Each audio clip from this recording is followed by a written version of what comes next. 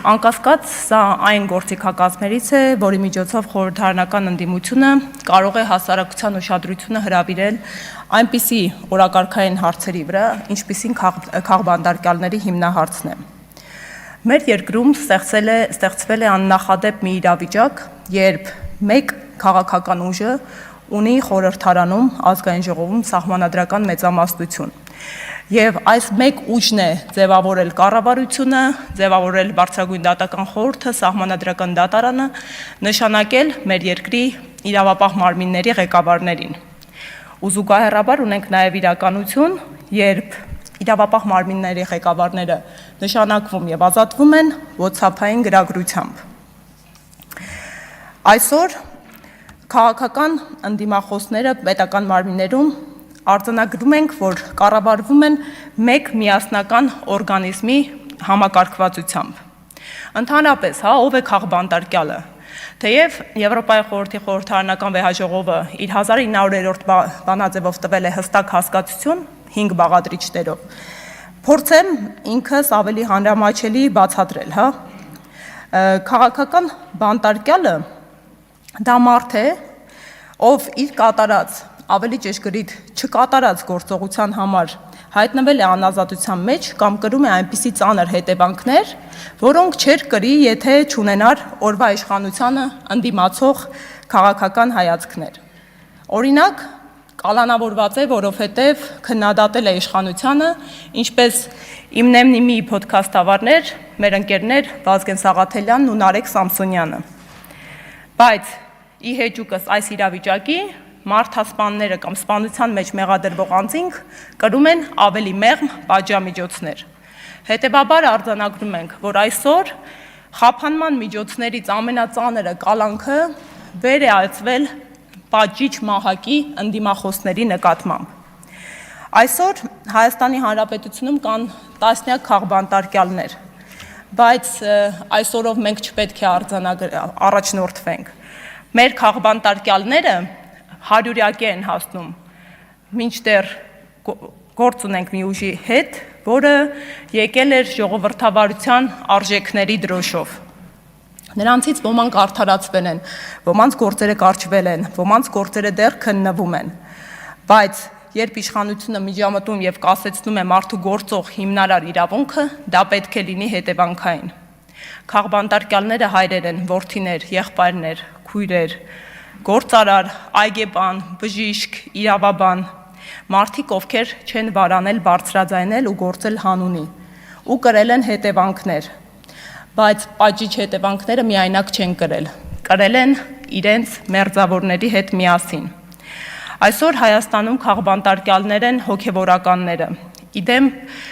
Բագրատ, Միքայել եւ Մկրտիչ Սրբազան հայրերի, ովքեր չընդունեցին անընդունելին։ Հերթական աննախադեպը գրանցվեց վերջին շրջանում, երբ Կիրակի օրը նույն ժամին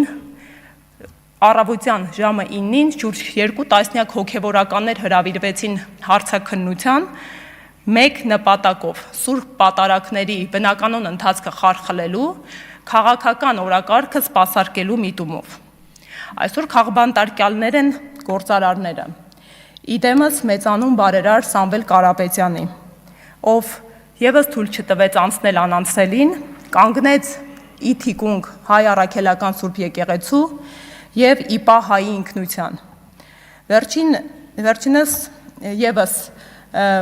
ավելի քան արդեն 5 ամիս ապօրինի կալանքի տակ գտնվելով հանդերձ, դեռևս չենք ստացել հոդաբաշխ բացատրություն, որը կգտնվեր նրա ապօրինի կալանավորման հիմքով։ Սամվել Կարապետյանը քաղբանտարկյալ է, բայց նրա ազատության հետևանքները դեռ թիրախավորվում են այսօրվա իշխանության կողմից, եւ յուրաքանչյուր նոր բնագավառ, նոր առաջադրված մեղադրանք ի հայտ են դարձնում նախկինում չբացահայտված ու չբարձրաձայնված բարեգործություն։ Այսօր մենք ազգային ժողովում ենք եւ պետք է ամոթալի արձանագրել, որ քաղբանտարկյալ է խորհրդարանական կառավարման ձև ունեցող երկրում պատգամավորը աննահանջ Արթուր Սարգսյանը։ Ու ի վերջո այսօր քաղբանտարկյալ է Լիդիա Մանթաշյանը, ով կրում է ամենածանր հետևանքները, ով գտնվում է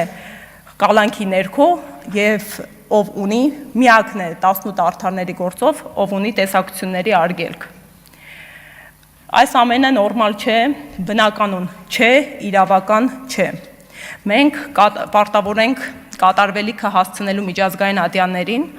որովհետև այս ամենի ակունքում իրենց ստեղծման ու կայացման հիմնարար արժեքներն են։ Ու պատահական չէ, որ Եվրոպայի խորհրդի խորհրդարանական վեհաժողովի 12-րդ լիագումար նիստում, որը Երևանում էր կայանում,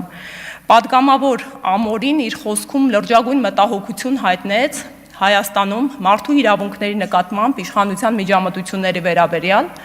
եւ ասաց, որ իրենք հետեւողականություն են դրսեւորում ու այս միջամտությունները կարող են խոչընդոտ հանդիսանալ դեպի Եվրոպական միություն բաղձալի ճանապարհին։ Այսօր պետք է արձանագրենք, որ արդարադատությունը երբեք չպետք է վերածվի քաղաքականության զենքի։ Դեռ քննվում են Հայաստանում քաղբանտարկյալների գործերը։ Առջևում մարդու իրավունքների եվրոպական դատարան դիմումներ են ներկայացվելու եւ նախադեպային պրակտիկան գալիս է հուշելու, որ բնականաբար հետևանքներ ու արձանագրումներ լինելու են, սակայն այդ հետևանքները կրելու ենք մենք Հայաստանի Հանրապետության քաղաքացիներս ու այդ հետևանքների արդյունքում չեն վերականգնվելու մարդկանց կորուստներն ու անփոխհատուցելի են լինելու նրանց իրավունքների խախտումները։ Այսօր ես լիահույս եմ, որ խորհրդարանական լսումներում մենակ չենք ինքնաարտահայտվելու, այս քննարկման արդյունքում նոր մեխանիզմներ կմեկնարկենք ու կձեռնարկենք ու պետք է կատարենք ամփոփիչ արձանագրումը։ Մենք ունենք սահմանադրություն, բայց կտրուկ նահանջել է մեր սահմանադրական մշակույթը։ Մենք ունենք պարլամենտ, բայց չունենք պարլամենտարիզմ։ Մենք ունենք իշխանությունների տարանջատում, բայց իշխանությունների ճյուղերը այլևս միահյուսված են։ Եվ մեր նպատակը պետք է լինի